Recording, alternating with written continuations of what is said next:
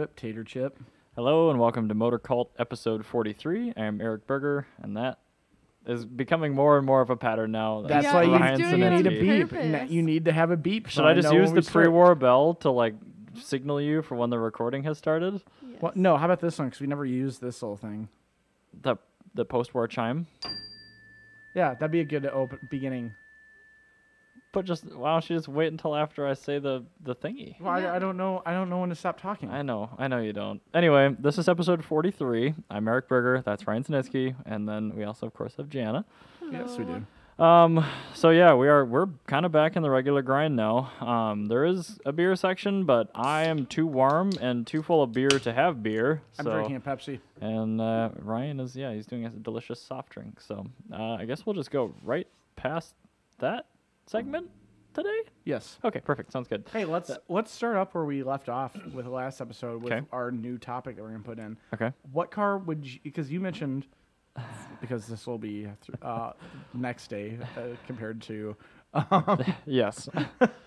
No, today is Wednesday now. But Allegedly. allegedly, Yeah, Wednesday. it's Wednesday. Unless something happens with Burger trying to upload these like on time.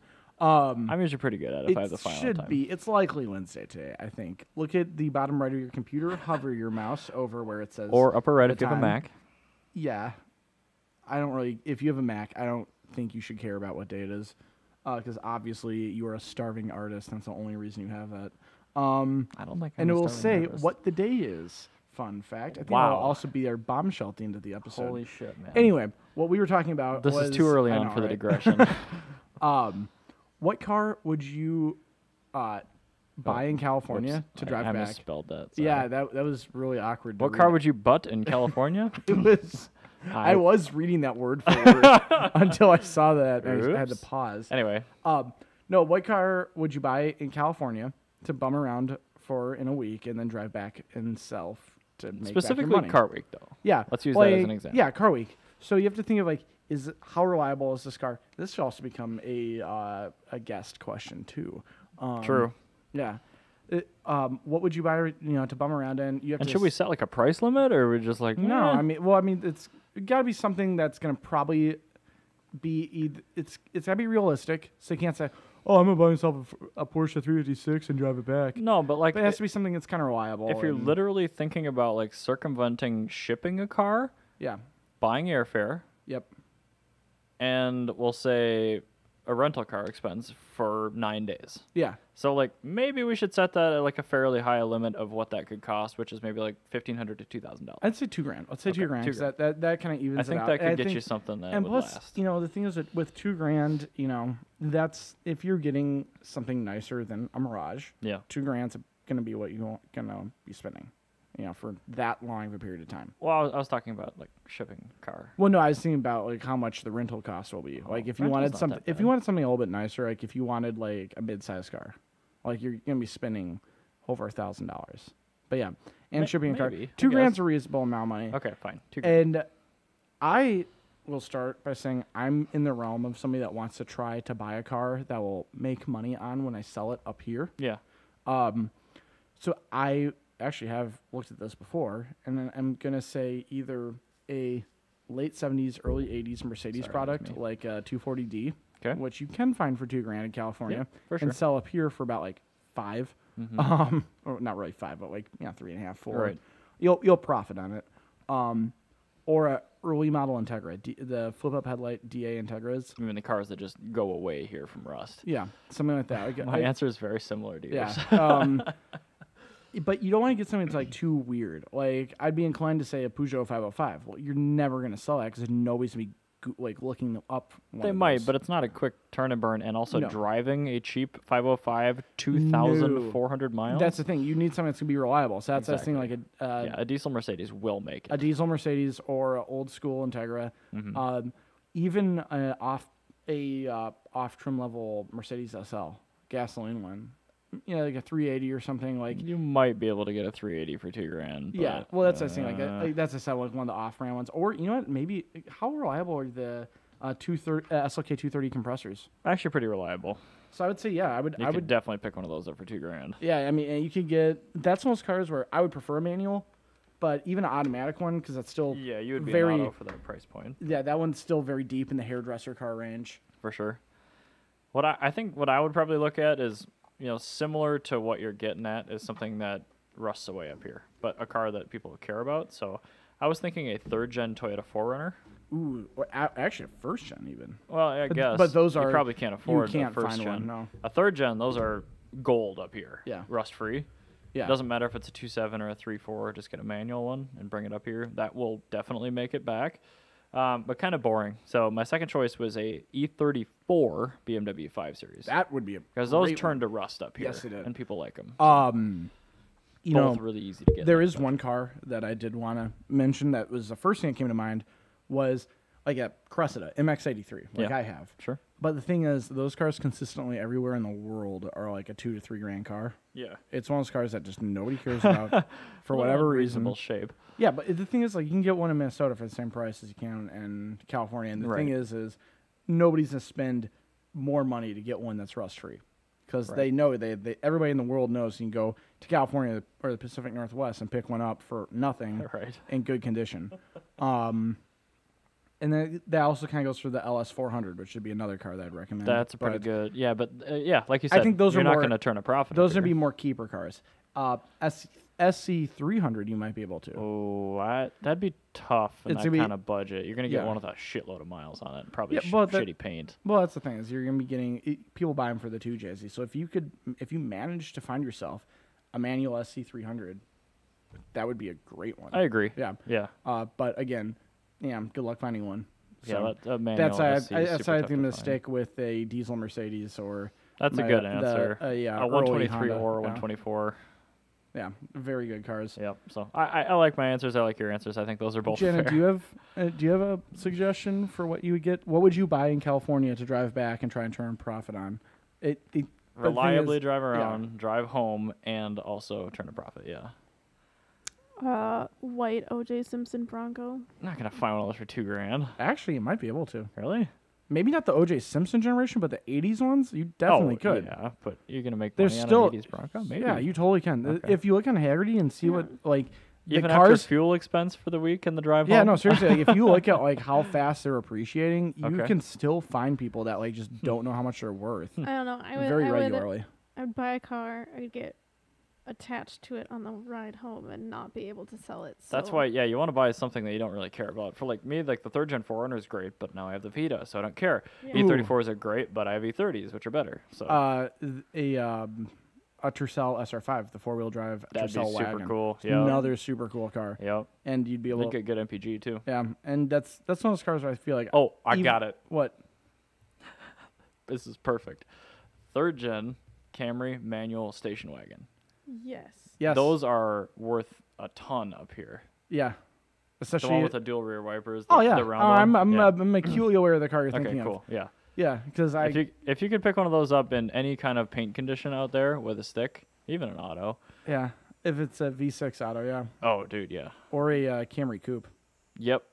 Which are also very cool. But I say those just because those are probably cheap and you don't have to worry about those not making it. Yeah, exactly. I think Jana's idea of just knowing she's gonna get attached, something weird and stupid. Yeah. That you normally couldn't justify buying. Pontiac Aztec. But you really want? Yuck. No, I was thinking the final generation Tercel that we got here. Okay. One of those with a manual transmission. Especially if it's got the 4E FTE. Yeah, if you get one of those, the two-door Tercel, those ones I think are really cool looking. So, yes, I would probably say either something that you're in turn for a profit, like an old Mercedes or the 5 Series that you mentioned, or something that is cheap, stupid, that you love, but you can't justify, and now your justification is, I paid the same amount of money as I would for a rental car. Yeah, but a lot of those quirky things aren't gonna necessarily be reliable enough at that price point to drive 2,500 miles. Well, that's the thing. Let's say set something like a Tercel, right? Because that's a car where the best one in the world is gonna be $2,000. The guy that's won, JCCS, he won JCCS for 2 or 3 years. What is JCCS? Japanese Classic Car Show. Okay. It's the largest classic Japanese car show in the world. Just for clarification for the listeners. He had a first-gen Tercel that was like prosthetic limb tan that he bought from a little old lady for like $2,000, but it had 5,000 original miles on it and still had the PDI plastic on the doors because she never took it off. Oh my god. Because she didn't like having to dust it. And yeah, he's won like for like multiple years in a row because it is so perfect. It's better than the one that Toyota has. And he drives it. That's great. Yeah, he drives it to shows and stuff. It's great. I think he's got like something like 7,000 miles on it. Like he doesn't drive it much, but like All right, but it's enough. he makes sure it gets used. He took it on the Japanese nostalgia cars, Toge, California, 1 year. I remember, you and Ben were talking about that on the and he had his Tercel, so it was like always like really cool. It has like Z31s and Supras and MR2s and like Mitsubishi Galant Sapporos. Oh man. And like just like all these like cool Japanese cars, and then Tercel. What's that guy? He's lost? Yeah, it's just like perfectly stock Grandma spec Tercel. Literally Grandma Regular spec. car when he saw that Plymouth Horizon base model that was like in perfect condition. Who preserves like, this? Who saved this? Yeah, it's exactly This that. And I think that's wasn't why he's a one. supposed to survive. Exactly. Just like anyway, I guess this wasn't meant to happen. in the interest of moving this along, I wanna jump over to a Patreon topic, which typically we don't do in the beginning of an episode, but we have been really messed up the last couple of episodes just with all this shit going down. I So think late summer always sucks. well, to it try and get does, anything yeah. done. But the fact that we're able to do it this well is amazing. So anyway, I picked kind of a shorter one that's maybe a little bit easier to do. I picked crankshafts. Yes. And that's, it doesn't sound like it's going to be a short topic, but it's got a couple of subsections, and I'll go over those right now. First one is what is a cross plane versus a flat plane. Yep. Second one is crankshaft building materials, like why, how they affect the choice of VHL and or W engine layouts, and along Boxer with that, versus how V-flat. What the difference between a boxer and a V flat is. yeah, that, and then I can explain that. in boxer conjunction in conjunction with the crankshaft and the cross versus flat plane, the runner length of the entire exhaust manifold as well. So we'll start with let's start with boxer versus V flat. You can talk about the Subaru. The Subaru boxer, the term boxer means when one piston is at top dead center, its opposite piston is at bottom dead center. Mm-hmm. Subarus do that. Porsches do that. Mm-hmm. However, the Ferrari Testarossa, which has a V12 that's flat, 180-degree V12, is not technically a boxer because when one piston is on top dead center, its opposite one is not at bottom dead center because it's balancing something else in the engine. Mm-hmm. So it's actually a really interesting thing to do with an engine because you can't do that with the 12. And that is essentially the cross versus flat plane too. Yeah, and so explain that to me a little better because I know what I know about cross versus flat planes is I know flat planes are better for high end power, cross planes are better for low end torque. Flat planes sound cooler. Cross planes make you sound like you have a broken like K1500. Right. Yeah. That's all. That is down to the exhaust pulses, basically. Yes. And, I know. Yeah. That's so the flat plane. What it means is instead of firing 90 degrees apart, they fire 180 degrees apart. Yes. So what you're hearing is the same number of combustions, but spread out over more pulses. And why they make better top end power is just because the power is distributed. It's a smaller amount of, obviously, piston velocity going into the crankshaft per fire, so they don't make as good a low-end torque, but they are better at, spinning up and making high-end power and as, throttle response as well. So the best example I can think of this one that's maybe relevant to our listeners is the difference between the Ferrari manufactured engines in like the F430 versus the Maserati ones that are manufactured. I was actually going to bring that one up. And you all know the sound difference between a Maserati V8 and an F430. They sound nothing alike, even though the engines are identical. The Ford Mustang Shelby GT350 versus the GT350R. Well, they both have the same engine. No, the R is a flat plane. The normal GT350s are both flat plane. Okay, so the GT is that's what that is it. Yep, that's a good one too. Because the GT sounds like America. And that also that's what a difference is between an even firing and an odd firing engine. Yep. Fun fact: you can have a odd firing flat plane. Good God. Which is really weird. It's one of those weird things I learned on. That sounds like something Harley Davidson would patent. No, I found that I learned that in Vizio Racer. Okay. But no, it's kind of common, not really common, but it's a thing that's been done in motorcycle manufacturers, where sometimes they'll do a odd firing flat plane, so you'll get the high end power, but it'll balance itself like for the rider. So when you're taking hard cornering, you don't have this big lump of power that comes on. It'll actually help balance itself out and physically balance the bike in a corner. That's not as common with cars. I'm trying to think. It's the only one I can think of. Oddfire engines are not common. No, but there's an Oddfire flat plane that I think NSU made it. Like in some like is. I think I want to say it was the TT or something. It's it's really obscure when they do that. There's another engine I want to talk about that is a even a flat plane non-boxer 180-degree V engine. Okay. There's a BRM V16 supercharged. Oh god, that thing sounds amazing. If you've never heard that, you should Google that. It is a 1.5 liter V16 that was made for Formula One back in the 50s. Yep. And it was supercharged and has like just an insane, a 5-digit red line in the 1950s. And it's carbureted. It is amazing sounding. I made 600 horsepower. I made 600 horsepower of 1.5 liters. Yeah, that's specific output in the 50s. Yeah, it did not work reliably. It won nothing. There are some of those at Goodwood, and those make a good noise. Yes. So the last thing is just the crankshaft material. And well, actually, no, we still have to talk about choice of layouts, but yeah. Oh, yeah. Fine. One of the last one. Sorry, the next thing is the choice of material, and that is all down to cost. Yes.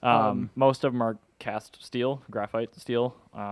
That's perfectly good for almost everything out there these days. A lot more connecting rod and bearing loads. Forged steel crank is getting a lot more common. There's aluminum, which I've seen in some. Yeah, you can do that. Magnesium in a lot of BMWs, which is a very, very light material by comparison. So you get a much quicker. Literally playing with fire.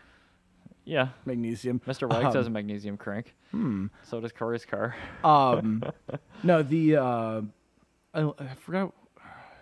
I forgot who did aluminum, but there were a few brands that have done aluminum because they didn't. That's crazy. It's for smaller engines where they don't make a lot of torque, but they can have like a really beefy rod bearing, and it's made for having very quick throttle response. Right. And that's what it's for. So that would cut a lot of rotating mass. So a ton of rotating mass. And if for something that like a lot of these cars that were using GT racing and stuff that were under 2.5 liters, so like 4 cylinders and 3 cylinders, even 2 cylinders, those kind of cars, performance versions, can use an aluminum crankshaft where that will actually make a lot of sense. Oh, for sure. There's actually a couple of things here. Runner length I imagine that's intake manifold runner length. Typically exhaust, but yeah, I mean, everything matters. I mean, this is basically just for noise, not necessarily power delivery. Yeah. So, I mean, well, with runner length, if you're wondering why a lot of people think the VR6 sounds really cool, it's because half of the cylinders have a shorter intake runner than the other half. They all have the same distance exhaust runner, I think. It's the same. I think they have log manifolds from the factory. Yeah, so actually, disregard that. No, they also have uneven length exhaust manifold. It's not the best for power. It makes a really cool noise, but it's one of those things. Space efficient. It is very space efficient. That's actually why Subaru uses a uneven length exhaust manifold as well. It is to save space. Yeah, it's usually packaging. And actually, the way that they've designed theirs, if you listen to like my EA82, my GL10, that one was entirely a space saver. Not anything performance related about that. I'm shocked. But actually, the EJs, they did do quite a bit of engineering to try and make it try to get the right bank of cylinders to have their exhaust path come in between the two left bank cylinders. Okay, so you'll get two left bank, two right bank rotations for every left bank rotation of exhaust gas, basically, that comes through because of the distance. Oh, weird.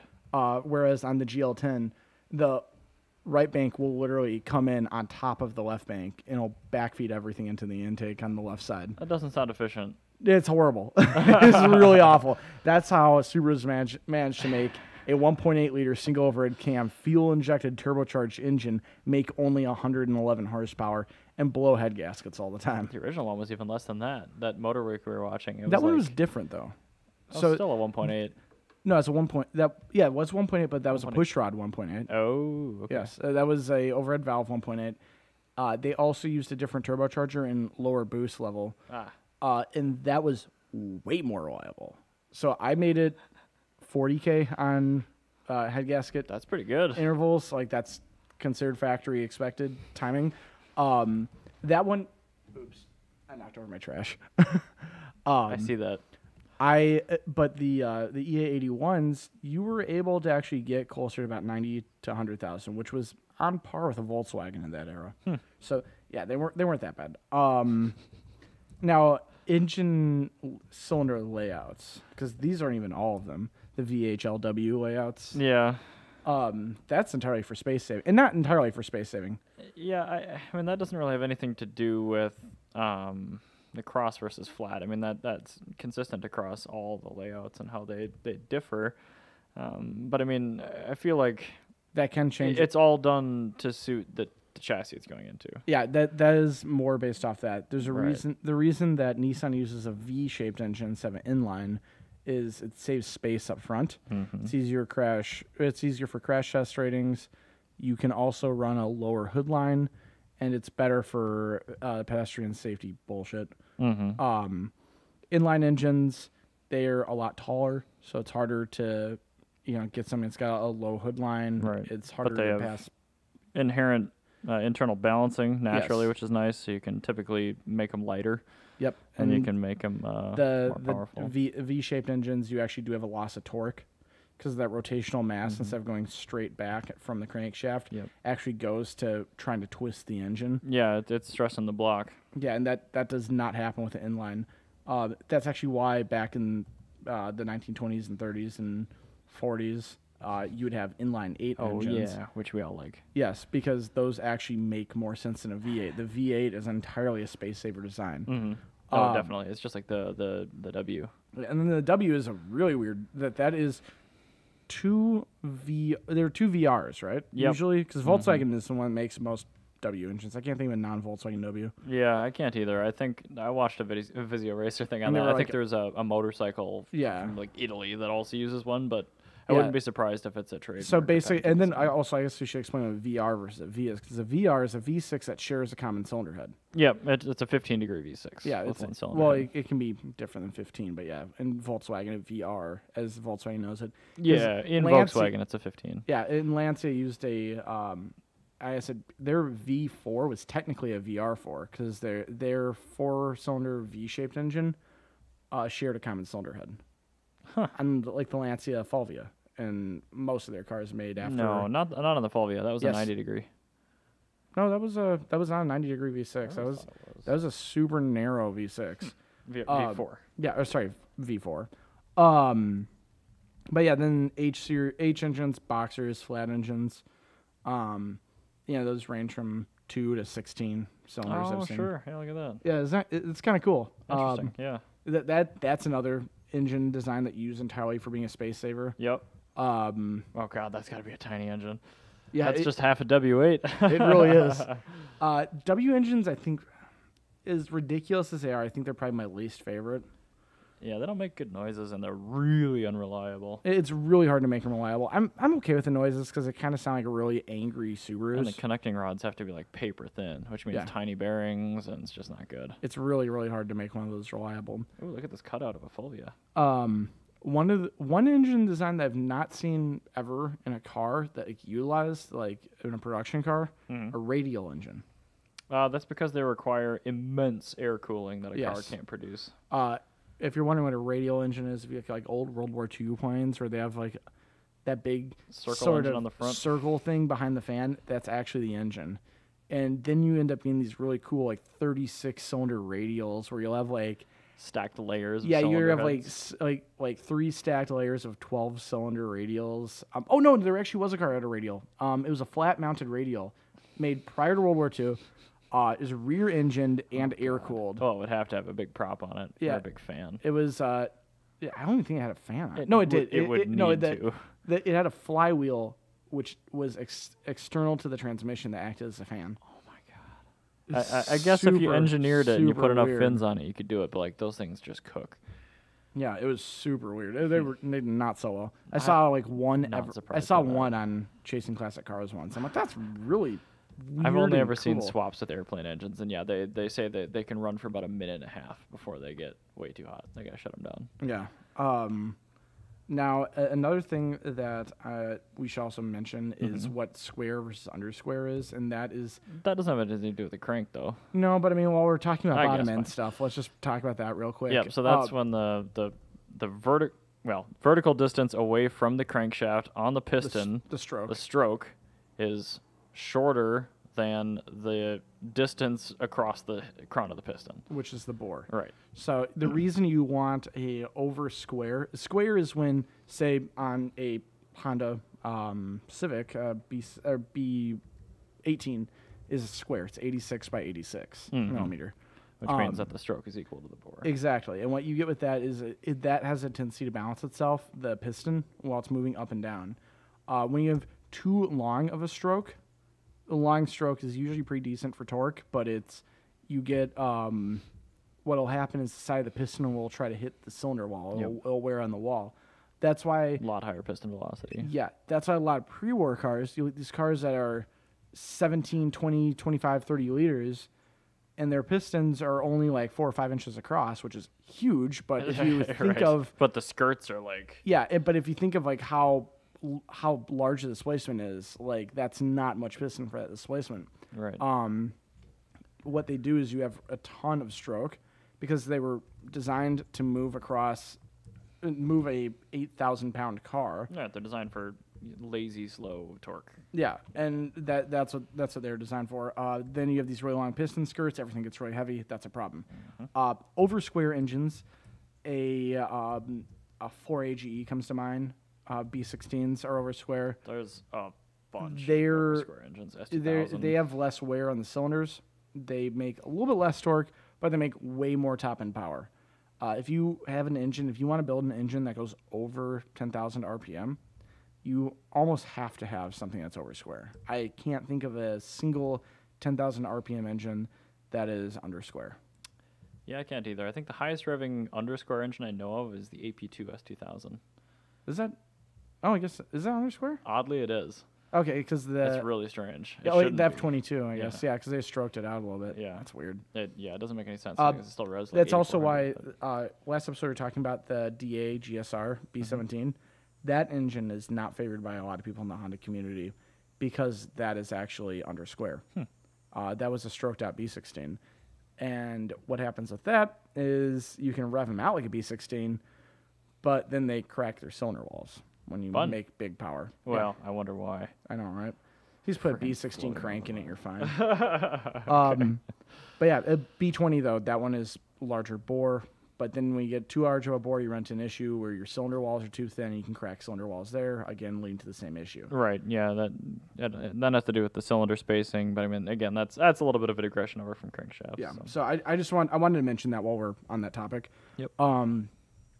Bert, you had a story that we did not get to last time. Okay. Because Scott, his Element had a close encounter of the third kind with a semi-truck. I would say quite an intimate Yes. encounter with the 2003 Peterbilt. Yeah, this thing, it got smoked by a Peterbilt sitting at a red light, rear-ended, 12 grand in damage. Actually, his Element held up pretty well. Yeah, it did. It still ran and drove just fine. Yeah. Everything behind the rear wheel on the left side is just not there anymore. I think Scott should keep the truck and turn it to a pickup. Well, I'm buying it back. Okay. So I'm going to have an all-wheel drive manual K24 drivetrain in a smashed Element, and I have to kind of decide what to do with it. And I've got a couple ideas already. Such as? First-gen Insight That would be cool. with a turbo. They actually, The K-Sight. it's been done before, Yep, yeah. that K-Sight did it. It's Missed all parts. semi-common with... The all-wheel drive one's not. the common. all-wheel drive's not common, but K-Series swaps and Insight's semi-common in California, actually, in the street racing community, because... And that's still pretty good, even with front-wheel drive. Well, they do it in California because if you get caught street racing, they crush your car. like immediately, no questions. If you have something like an Insight, you're more likely to get away 'cause you say, I'm just lost. I'm going home from Trader Joe's. Yep. Especially because like the K-Sight's got like these 15-inch end keys, but they're like painted black. So it's like and normal they wheels. look like the Insight factory wheels, Yeah. but it's got, obviously sticky rubber on it. But yeah, K-Sight does make all of the like the subframes and cool. mounts Alright. to do all that, but like it's kind of expensive. So what to do other an all-wheel options drive are we one. thinking? Other than that, there is a company out there that makes BMW ZF transmission adapters for the K series for Miata applications. Ooh. So I thought about buying one of those adapter kits to put it on a Getrag, which I have shitloads of, and put it in the 2002. That'd be cool. A K24 2002 would frickin' honk. And then another option yet is put a frickin' hairdryer on it and put it in Brexit. I got an idea. Okay. Acura Legend. I don't want a Legend. Yeah, they look good. The original ones. I don't want a Legend. All right. As I say, if it was my car, I would do actually with the Getrag, that the Getrag transmission, K series, rear end from Mica, probably a STI since it's also a Datsun rear end, and I think I could probably just use a Miata rear end. Those are super weak. I'd use BMW probably. Well, I'm making 200 horsepower. Miata rear ends have trouble. Okay. Well, yeah, I'd probably just do gets rear end out something. Something. Yeah, with some custom axles, and then do a rear wheel drive Legend, because that's the way that car is supposed to be. It was Right. rear wheel drive. I think Yeah, a but rear wheel a drive K Legend series and a coupe would be really Legend, cool. I don't know. I think it'd be really tight. I look at Legends differently because I know in Japan that they had turbocharged Legends, which I thought were really fucking cool. But they were front wheel drive and heavy, so Right. it's like nobody cared. Right. Well, that's true, and yeah, it's very obvious the architecture of that car was designed to be rear wheel drive originally. But Yes, it was. I don't know. I think it was the last minute. I've got to design get the change. toaster back first, and then sort of figure out what to do. I mean, an alternative is to just like cut the back half of it off and like go to a junkyard and cut the back half of another element Or make a pickup. and turn it into an element again. You know, they had a and then turbo that. you know the Scion XB in Japan. They had a Toyota BB open back, which Yeah. was a pickup But Scion XB. You You can can find make a one. bed that's short though. It's only You like can make a bed. It's like- it got a it's like rubber 4 floor, feet. dude. I know. It's got a flat rubber floor. Well, it's a not leg- flat anymore. Well, now it's kind of crumpled. Yeah, it's pretty smoked. I mean, the It's thing. it's a rubber floor that kind of looks like a topographical map of the Swiss Alps. Oh, just like the fajita. I think also has rubber floors, which is kind of fun. But anyway, yeah, I'll keep you guys posted on what I decide to eventually do with that. I'm gonna pester you with weird Japanese cars. That's fine. But I mean, man, old it's school just- Corolla.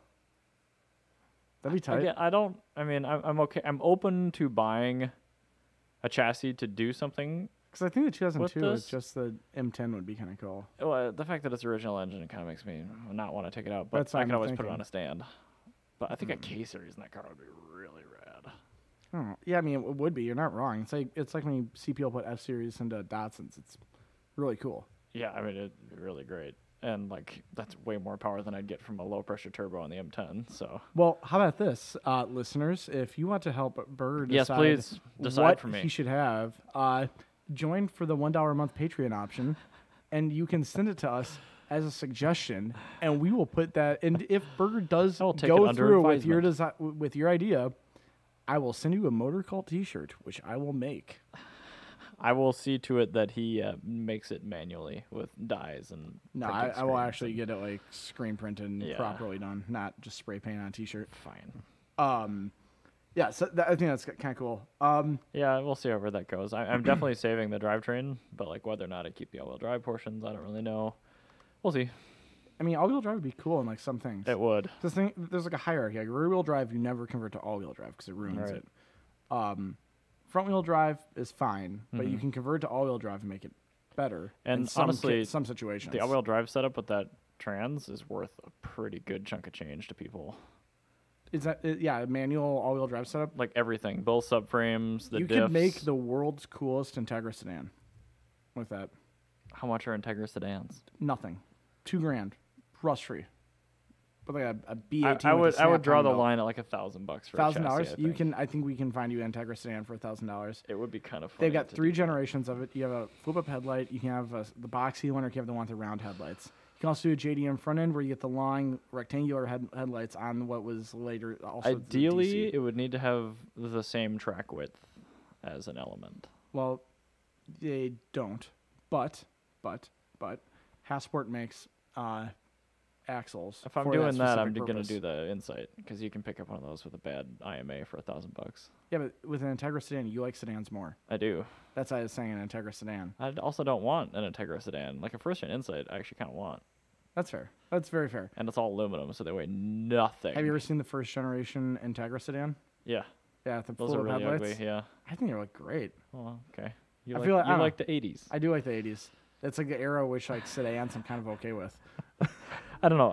I got to do more thinking on this. Yeah, It would be super it's fun to something put we it found under out, something like, stupid. Yeah. We found this out like basically. Either way, yesterday. I'll have all that stuff on a pallet somewhere for a while, worst case. But While we're trying to find the perfect swap candidate. pretty much. Yeah. I'm like, it's either going to be the drivetrain, the all-wheel drive drivetrain with the engine, transmission, everything, or I'll sell all that crap and I'll get an adapter plate to use the K24 in something rear-wheel drive. Yeah, That's pretty much it. the end game is this is a great engine. It needs to The- go in a great The home. Toaster's K24 will live on in some hood red application. What? You're giving me a weird look. We could actualize the Mondial challenge. That car is not for sale anymore. What about I'm sure we can find like a Ferrari 400i for nothing. Okay, if you can find me some sort of transverse Ferrari roller for reasonable money, we can talk about it. Like, what's reasonable? 10 grand? No, 5? we'll say like 8? 7 or less. 7? Okay. I'm actually gonna do some digging tonight when I get home. Fine, Before I would be receptive. If you find me that Ferrari chassis, Nick sent me a photo of this mythical large 3-phase 400 horsepower electric motor bolted to a Cobalt transaxle. He's like, if you have something that this can go in, say the word. So if we find another quote unquote Mondial, that's happening to that. I can find a AW11 MR2. Another good option. ZZW30 is what I'd pick. You've had 2 of those already. I Get really something like new. them. I like them a lot. Yeah. Convertibles are great. I also really like CB Accords, but there's a reason I'm not buying another one because I've had 4. I don't know. I like E30s a lot. Yeah, and you've had 100 of them. Oh, I suggested this to Nick. Take my iX and just make it a front-wheel drive electric car. Perfect. that is your answer. All right, moving on. Anyway, Super Street. Yeah, Super Street the game. They have a release date, September 4th. Wow, it's in 3 days. Woo. There's a very high likelihood now I'm looking into this game that it could be rubbish. Rubbish. So it's basically what they've done is they've taken like Burnout 3 was it a game like back in the mid 2000s where like they had like crash physics that were really awesome, and they mixed that with Need for Speed Underground 1. And I'm saying 1 because it's not open world. And it's a street racing game, which is dumb. What the hell? There's 4 models of cars that are all non-licensed vehicles, and they're all plug ugly. They look fucking awful. This is all going really well so far. Yeah, it's got a really cool modification engine to it, where you can like, modify the cars super well, like in depth. Sure. But it's like, what does it matter? Because like the whole reason I play games like Forza or something is because I really like the Lamborghini Countach. I am never going to be able to put in a modern V12 with a giant turbocharger and make it all-wheel drive and make it like a 300 mile per hour monster. I'm never going to be able to do that. It's just not realistic. Right. Yeah. So, Super Street the game might suck.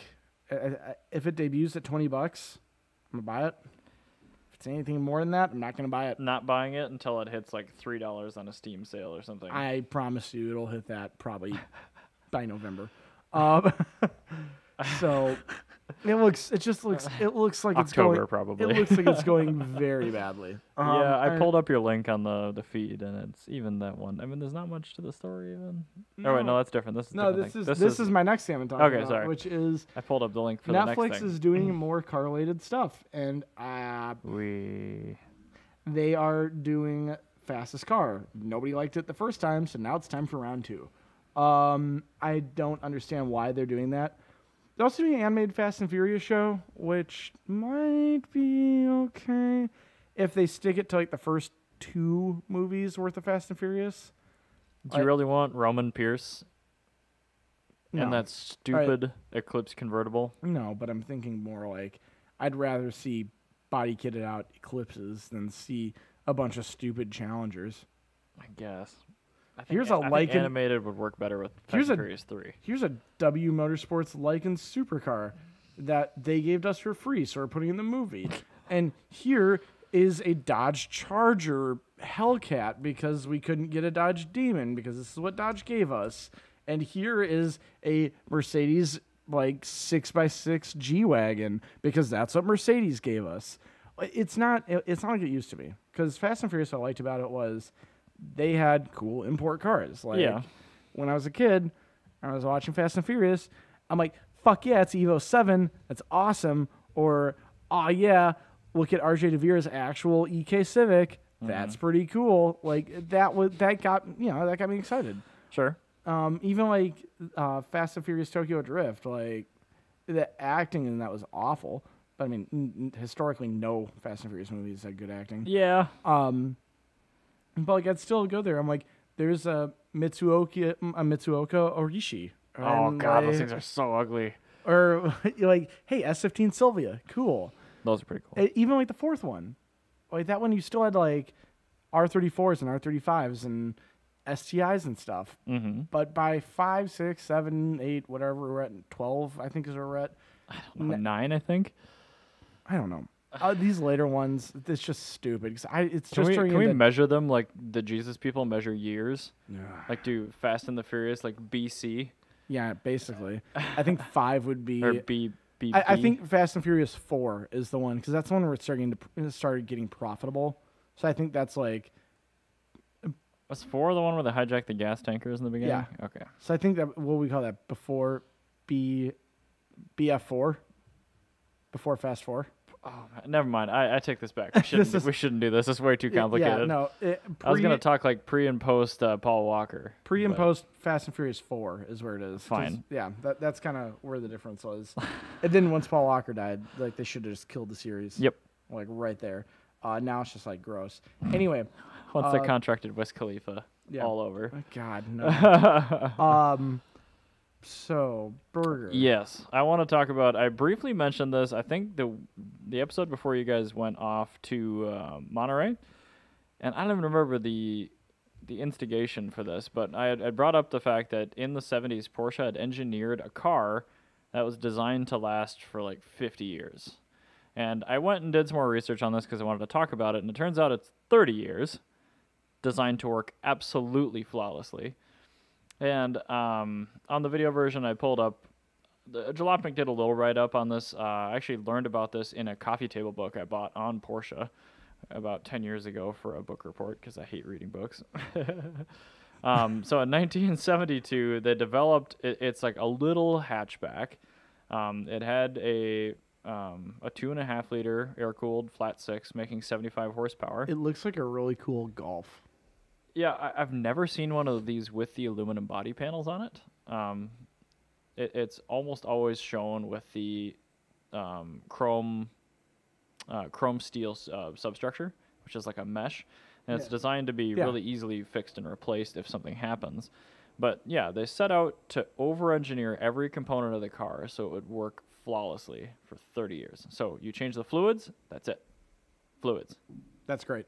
And yeah, I mean, like I said, it had a 2.5-liter air-cooled flat six, but they made all like the jugs for the cylinders are super thick, like really good cooling, huge oil reservoirs to extend intervals. Like a flat six or a flat straight 4? six, yep.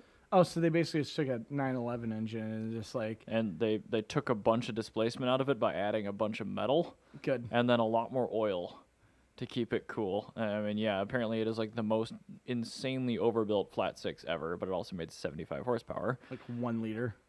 Well, it's 2.5 liters. Oh, is it? Okay. Yep. But yeah, the chassis was a lattice work of chrome nickel. And they dropped it down from panels. like 3.6 to 2.5. I think at the time, this was done in 72, so I think they were maybe 3-liter cars then, but 2.7. I don't know. They were pretty close in displacement still to that. a lot that they've cut, a lot of metal put in there. Anyway. Exactly. And yeah, I'm sure they just did it for drivability, but the only trans option was a 3-speed torque converter pre-selection transmission, which I like that's a pre-selection, so you don't have to worry about valve body braking. Pretty much. I'm just like, really? I've heard about like single clutch pre-select back in the day, but the torque converter was interesting to me. But yeah, they never actually produced this thing. I mean, obviously it was designed during the energy crisis when everything was service cost and oil changes and fuel economy. It mattered a lot. Yeah. But a lot of the technology that they got from this thing, I forget, they called it the FLA, came into the 911 because like 3 years later they started galvanizing all the steel bodywork on all their Porsches. And like they learned a lot of that from like the longevity studies with this FLA. See, I think stuff like that's really cool. I think so too. That to me is more important than It's like real world R&D. Yeah, that's actual R&D that like go into the real world, and I think it's actually really cool. I'd rather see that than see just one crossover after another. Pretty much. Cares. And I mean, it's just really strange to see a little crappy Porsche hatchback, but it's kind of cool. So I mean, again, that's not something I really needed to talk about, I guess, but since I brought it up. Project Langsit Auto. Yep. That's I don't know what Forschungsprojekt Langsit Auto means, but I'm guessing it means like super long-lasting car project. Clearly. Actually, it sounds about right. Just from like what little I understand German. Mm-hmm. So, speaking of Germany. Okay. And things that they did not do. Mm-hmm. They did not win the World Cup of Cars. Oh, because they were an early knockout. That's true. They were. So I think oh shit, dude! I just remembered who the two finalists are. Yeah, and I'm worried. We'll get to them in a moment. Okay. But I want to start out by doing a recap. Okay. Of what we've seen so far in the World Cup of Cars. Sure. We took all the countries that were in the World Cup, which ended like a month ago. The Sports Ball World Cup. The real World Cup. And we selected the best cars from each of those countries. Okay. And had them compete against each other. Now, with those cars, some countries like Germany produced multiple cars. So there was really that particular German car or that particular Japanese car competing against the other car. And we are hand-selecting the competition vehicles. We are. And we are also very subjectively identifying the better Yes, car. we are. I think that probably has something to do with why Czechoslovakia made it so far with the Yugo GVX. And Iran made it to like the quarterfinals with a like retired Nissan pickup, which incidentally we watched some videos on the Zamyad. Yeah, they're great trucks. Yeah, it's like unkillable. I think that's why it's one of those things. It's like like in the World Cup of soccer, you have to be only good at soccer. However, in the Olympics, you could be really good at just one thing. Mm-hmm. So, true. I mean, Jamaica might not have the best soccer team, but damn it, do they have a bobsled team? The obscurity is just too much. But I think some cars that I would have liked to have seen. Actually, it wasn't Czechoslovakia; it was Yugoslavia. Some cars that who would you like to have seen contend that didn't? You mean a country that we knocked out? That, a country that didn't even get in. Because there's a lot of them, like America. Maybe like Finland? Finland would be cool. Finland would be pretty good. Italy wasn't in there. Oh, at yeah. all. What the hell? Italy wasn't there. China. Oh, God, yeah. Czechoslovakia. I want to see a Guangxi Chumpchi. I know, right? Yeah, I would like to see a Guangxi Chumpchi. That is saying that. North Korea. That was in there. It was? Yeah, but they weren't unified Korea, though. Oh. Yeah. But we did North Korea. No, we didn't. Because they weren't. They were in the World Cup. Yeah, the Kangsang 88 would have been cool. Yeah, unified Korea, I think next time we should do.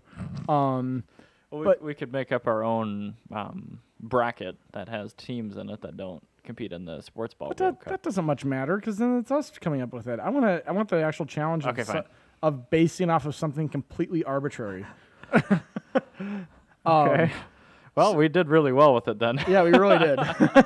Knocked it out of the park. Some early upsets that I found. Australia was a first-round knockout. Mm-hmm. That one I thought was shocking. I think that they just got cool stuff, but they did. But I think they went up against somebody like super cool, like France or something. Let me see if I can search that. Yeah, because they were a first-round knockout. Germany and Spain both. France. I said France. Run a 5 turbo. Yeah, they beat the Ford XB Falcon. Well, the last of the V8s. So yeah, that's I mean like a lot of these cars like they were just 27. They were first round knockouts. Germany and Spain were both second round. That was on the French car episode that happened. Oh, it too, was? so. Yeah. So yeah, Australia they got the short end of the stick. Sorry, Yeah, we Australia. kind of fucked him there. Yeah, I was not going to let France lose on the French car episode. No, Germany and Spain were also first-round knockouts. They both had really obscure competition where the car that they were competing against was better. I think that you were just really mad that I wouldn't let you do Mr. Wags for Germany. Yeah, probably. Twice in a row because there's more cars than just that one car from Germany. Yeah, You but need that's to the learn best that. car Germany's That's ever not made. true. Yes, it is. Then Spain, I think they went up against somebody cool. I Is think. it Brexit? No, see, why don't you look at who Spain went up against? That was a second-round knockout. Because I know Spain has some really cool cars, like Hispano Suiza and Seat and stuff like that. It was Iran versus Spain. Yeah, so the Zamiad versus that the wrecking ball. Hispano Suiza. Yeah, that wrecking ball of the Zamiad took out the Hispano Suiza. I was expecting them to be a first-round knockout, to be honest. I'm glad we save all the podcast notes. Yeah, these are important. Yeah, so those were some really cool second-round knockouts. I really wish we were kind of staying in, but they just got kind of bum raps, and they went up against stiff competition. Surprises, though, speaking of stiff competition, though, Berger, Serbia has made it further than anybody would have imagined. That Yugo GVX. She's got some pedigree. Yeah, it is a car. It was a affordable people's car with an Italian styling. It was great value. Great. It was called the Great Value, and it actually had a legitimate racing pedigree to it. Well, the GVX did, yeah. Yeah, the GVX, that was a performance model. It had 88 horsepower and 8.8 to 1 compression versus the standard 5.5 to 1 compression and 55 horsepower. Weird. It's like it's a correlation. It is weird, yes, isn't it? And Iran, like we've been saying, they have just made it the whole way. That Zamiad Z24, based off a 1975 Mazda pickup truck, is just doing fantastic. A lot of that is based purely on the fact that the picture of the Zamiad we've been using is green. Yes. Well, the thing is with the Zamiad, why I'm okay with them doing that is that truck is really the last honest pickup, because every pickup truck made in America right now is just America making cheap competition to Mercedes. And they found out that, this truck has muscle car technology for suspension and would cost nothing to make, so let's just throw all of our luxury shit into that. Then we're going to have a huge profit margin. That's why America makes those. The Zamiad, though, is made to be a workhorse. It's a 5,500-pound towing capacity, or payload capacity. Which is insane. And we saw one with 5,500 pounds in it. God. It was very sketchy. It had a giant steel I-beam, and the guy was trying to get it off the truck, so he's just backing up and accelerating forward really hard and doing a wheelie, and then eventually slid it off the back of the truck. This is a surprisingly good video. It was pretty good. I like that. Keep talking. But yeah, they also make a natural gas version. They make that is the workhorse of Iran, which is really, really, really cool to me. They're also actually very pretty trucks because they're just so basic. Yeah. I like the stacked headlights on it. Me too. That was actually only for a couple of years, but it happened to be exactly when. There's an episode of MotorCult Podcast that shows up in the first few results of Zamiad Z24. Fantastic. I love that. On YouTube. So this is the video. I want you to turn off that sound because it sounds awful. But if you're watching on it, it's this guy with the Zamiad, and he has these giant steel I-beams that are about 5 feet longer than the truck on the front and the back, and he just is violently accelerating forward while doing a wheelie, slamming on the brakes and letting dumping the clutch. Yeah, dumping the clutch and just letting them slide off the truck. It does a wheelie. It is so sketch. I mean, like Tucker was saying yesterday, you can see the frame bending on the Zamiad. It is flexing dangerously. This guy has. I can tell this is not the first time this dude has done this. Clearly not. Or it was the first time he did that, and he just has balls of steel. Something about steel. Balls of steel. I can't believe the rack on the back of that truck was strong enough. Yeah, I think that's the thing that I'm more strong. That car, the wheel of that truck is what made that go so far. Is it just is so strong-willed? Yep. Just like the Iranian people. But this brings us to our finale, though. Our finale has the two best car-producing countries in the world. We have France with their worst car, the Renault influenza or no, fluence. Yep. Influenza. Sorry. Versus Japan, the land of the rising sun. With the With their 2007 worst car. Mitsubishi Galant. Their worst car ever produced, the 2007 Mitsubishi Galant. And that's what we're doing for the final round, because we don't have the heart to pit the Avantime against the 2000 GT, so we're comparing the worst vehicles. Yeah, now. But this is still, the thing is, what we are admitting is both of these cars both of these countries make cars that are so good, you can't compare them. We flat out refuse to compare them. I refuse to do that. I want both. What we can do is we can look at the lowest common denominator and see who goes below it. And to clarify, just for my purposes, are we picking the worst of the worst cars or the best of the worst car? I don't know. Should we change it? Should we do the best of the worst cars? Well, I mean, I don't care which one we do. Because if we do the best worst car, we're gonna do a Mitsubishi Mirage. No. Okay, let's do. You I'm mean just between saying, these two cars? right? Because who does better? Yeah, the I Influenza and the Galant. Are we picking which one is a shittier car, or which one's a better of the shittiest cars? You know what I think? I think we should do which one is the better of the shittiest cars and why. Okay. And my reasoning for this is the worst that country can get. Okay. And who is better? At being the worst. Whose worst car is the best? Okay. So whose basic rental car is better? Yeah, like which one? Like you can pick the worst car and find out which one actually is marginally better than the other one, because that represents the entire country as a whole. Because these are the two cars that are bringing down the average for the entire country. There's one L in Galant. I don't care. Neither does YouTube. So. I'm the 2007 Mitsubishi Galant was made for almost 10 years. It what came about when Mitsubishi was entering their malaise. This was the car that brought it on, and they never discontinued it because they frankly didn't have money to make another midsize sedan. Yep. However, I will say this car had one of the first corporate V6s that were actually really powerful. 3.8, right? Yeah, it was like a 283 horsepower 3.8. Like it was right when they broke the Japanese gentleman's agreement on power. They made this engine, and so I actually made with MyVec. Yeah, with MyVec. I think the early ones you could get a manual. Yeah, I think so. Maybe not a Galant. You probably could. You could also get a 4-cylinder that was a derivative of an Evo engine, so you can turbocharge a 4-cylinder.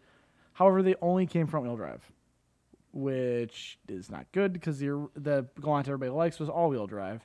Mitsubishi never figured that out. They also had absolutely catastrophic paint failure issues. Oh, really? Oh, yeah. There were ones. I remember when I was working at Mitsubishi back in 2000. I mean, just look at this piece of crap. That's awful.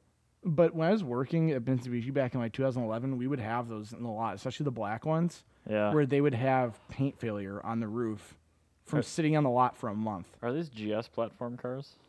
I don't know. I don't know what the platform is. I think it's the same as the 4th gen Eclipse, whatever that is. Yes, it is. Yes, okay. They're based off the same platform, which is also the worst Eclipse. So hi, Dan Balto. If this, it's just a fact. No, I know. Well, actually, the Eclipse Cross is the worst Eclipse. Oh, I forgot about that. We were also not counting crossovers because we don't want to condone. Oh yeah, no, those aren't cars. We don't want to condone that kind of activity. We're not even acknowledging those exist. Yeah. So I think that this one. Oh, another thing, the mirrors did not fold. Are you kidding me? Yeah, the mirrors were fixed mirrors in 2007. Oh yeah, it was a thing. Yeah, and they would break. They were made of ABS plastic, and there was extensive use of ABS plastic on the interior that was not covered. I rode in one of these one time. Yeah, how was that? Terrible. Actually, we had one super high trim level, like the GT or whatever it was. Yeah. Kind of decent interior. No, I mean, it was a 3.8, really high spec. I think it was even a rally art, but. Yeah, I think the one I was in was a rally art too. But it was Bailey Williams' dad's car or something in high school. Okay, yeah. And I'm just like, what the hell? Yeah, this one, the one I was in had a backup camera. It was like 1 megapixel. It was awful. Ooh. But it had a backup camera in 2007, so it was huge. You had a touchscreen. You had a subwoofer, a Rockwood Fosgate subwoofer. It was muddy as hell. and the exhaust droned more than any other exhaust I've ever heard in my life. I honestly thought it was broken, and it wasn't. So that is the Mitsubishi Galant, All right. the last generation. Tell me about the Renault Fluence. All right, so it's going up against France's rental. Worst car ever. Worst car ever. It's the mid-size Renault. This is the surrender monkey cubicle worker Toyota Camry of France, and most of them have like 100 horsepower diesels and automatics. Oh, and it doesn't look that great. It's not really a look. I mean, it definitely looks better than the Galant because it kind of looks like a weird like South Korean knockoff of a Mazda 6. Yeah, I mean it's fine. Actually, I think Samsung was involved with this car because Samsung does have a car production branch in Korea. Okay, so likely their batteries light on fire and their screens break all the time. It's still a Renault, so it probably has really, really comfortable suspension. And if it has a Samsung backup camera, you probably can't see anything out of it. It has projector headlights. It's a really shitty Samsung camera. I see what you did there. I mean, it's not a great looking car. It kind of looks like a shitty melted Focus sedan. You know, I'm not going to lie. If I was looking... Ooh, look at that manual. Yep. That is something you could not get on the Galants from what I can tell, unless you get like a super base model. Yeah, I think you could. I'm seeing leather. I'm seeing burl wood with the manual. Yeah. Yeah, it's unusual. I mean, the interior actually looks that's decent. not even like an era thing, because these are 2 eras apart. This is the era after the Galant. Oh, this is 2 years after. Yeah, but this still. This is 09. Oh, this is 09? Yeah. Ow. What? That's a lot better than... Oh, it is. Yeah. I mean, this car kicks the shit out of the Galant. What engine options are there? I mean, you have a manual transmission, but... Yep. So I think it actually says down here. Let me just look. It's 75 to 110 horsepower, 2.2 liter diesels. I think you could get a gasoline engine as well. I didn't actually do very much research on the Fluence. Here, why don't you go to the Wikipedia article for it? Okay, fine. Because that will tell you everything. Because this one might be for like some weird press release where it's like going to Romania or something. Yeah, diesels only, manuals only. Manual diesels only. Sounds actually great, but... and I'm going to have to go to the previous gen here. So, yeah, just go to... Well, yeah, the CE, isn't it? No, that was zero emission. Jeez. Well, let's just go with the specs from the newer, nicer one. So yeah. Successor Renault Megane 4 Saloon. So there you go. Here's all the options. We got 1.5 and 1.6 liter diesel inline fours, 1.6 liter petrol i4. So they have a GT line, which is cool. 2 liter turbo. All right. Yeah. 6-speed manual. Yep, and a CVT is a Ooh, 6-speed auto CVT. That does not compute. Let's just because all right. So the automatic transmission is a CVT, which is notably worse than anything I could possibly be in the Galant, because I'm confident the Galant did not have a Galant CVT. just had a 4-speed auto, which is going to work. Let's look up the Galant real quick. Okay. And see what we have there. Apparently that was produced from 1990 until now. The Fluence? Yeah, according to that, yeah. I love how the Wikipedia article is so bad it doesn't even list the transmission options. Well, no, because it has all the different generations. Scroll up. Scroll up. Make your life a lot easier. Go to the contents. What? Table of contents. Where? Right there. Where? Right there. Stop. 9th generation. Oh, Jesus Christ. It started in 2004? Oh, my God. Oh, whoa. There we go. All right. 4 or 5-speed semi-automatic. Olivier Boulet designed that. All right. Let's go kick him in the fleshy patch. I want to see who Olivier Boulet also designed. French designer. Oh, what the hell? the Galant was designed by a Frenchman. That's hilarious. I'm sure he was promptly kicked out of France.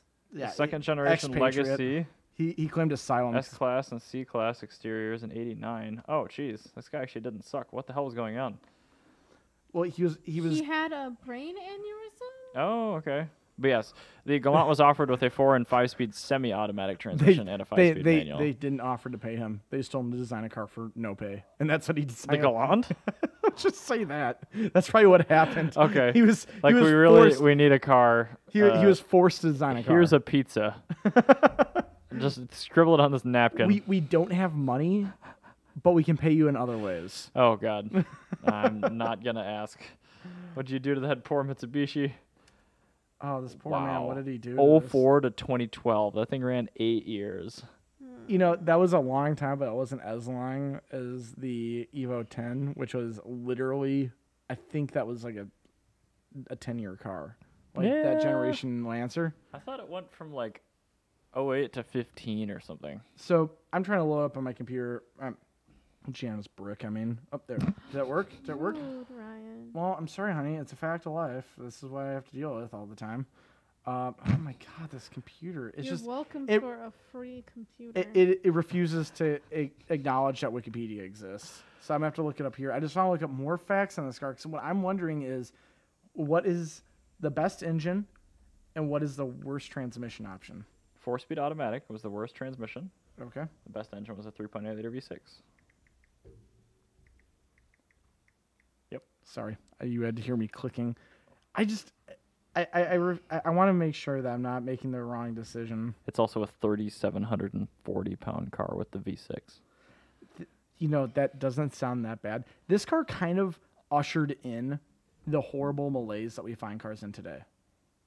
Pretty much, yeah. I mean, the powertrains actually don't look that bad. I mean, you got the 4G69 and the 6G75, and then 4-speed auto, and 4 and 5-speed semi-auto. So no manuals offered. Yuck. I'm sure there was a manual. Says Wow, no. that's awful. There's not even a manual option. Nope. You know, I think that might have been the nail in the coffin for this. But it's a Does 4G64. France 4G69. win? I think France might be winning. Of course France is winning. The Influenza is a much better car than the... Oh, yeah. This guy designed my favorite generation of Legacy. What the hell is wrong with him? I know. And he also did the C-Class and S-Class exteriors So I in think he was 1988. having- He also did the Maybach 62. Okay, well, that doesn't look very good. So I mean, for what it is. What is wrong with this man? He also did the Mitsubishi. We're making very interesting. He made the radio Mitsubishi K car. Train. Choo choo. Well, I think that is the winning train coming in to usher in France's win. Yep, the Renault Fluence. The Renault Fluence is the best shitty car. The best worst car Ugh. in the world is the Renault Fluence. Boom. So there you go. The best car manufacturing country in the world is a country that we currently cannot buy any cars from. France. Yay! Bugatti doesn't count because they're made by Volkswagen, but whatever. Yeah, pretty much. Well, you know, we did a French car episode. I feel like... And this is probably honestly a Nissan underneath, but... Well, actually, most Nissans are actually Renaults. Okay, so fine. actually, I think we should have included that Renault does own Nissan. Yes. So I think they're both winners. But France is just... Oh my god, are we giving them participation trophies? I'm not done. Okay. But France is more of a winner. Is that like on a test in middle school where you had a correct answer and a more correct answer? Yeah, that's stupid. Japan lost. They made a worse car. It's all Mitsubishi's fault. Yuck. Yeah, the Renault Fluence is a better car I think that also says... than the Galant. I think it also says something about Mitsubishi because that should be their penance from their, like, massive fall from grace that they had. Yeah, you went from... Yeah, exactly. Like fall that- from grace is a So good that way was to put it. that was a 2006 or 2004? 04. 04. So they released that Galant when they just brought us the Evo. Yeah. They brought us the Evo 8 in 2003. Yep. And then and so you had like 3 years of good Evos, and then we had the Evo 10, and then which is like I guess fine, but not the Evo that everybody's really into. Yeah, it's not the one that can do all of the things right off the bat. Yeah. And it's that just kind of goes to show like kind of what happened to Mitsubishi. They kind of went the wrong way, and really the issue is just they were a great car company that had great people behind it, but they're the product of a giant Zaibatsu Japanese corporation that just didn't. It was just another widget to them. I think France is just better at making crap. I think what France does is they make crap cars. Yeah. But there's so many other countries that are making equally shitty cars around there that Yeah. they have to make something that stands out. Well, the thing is, the Galant is probably going to be a more reliable vehicle than the Influenza, yeah.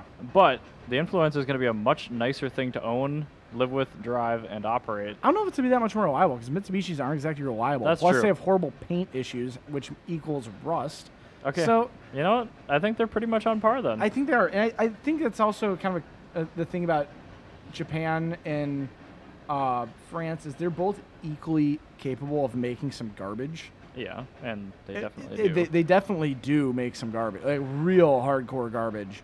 But whenever for every time they make something that's like really awful, Yeah. they will also make something that is really great.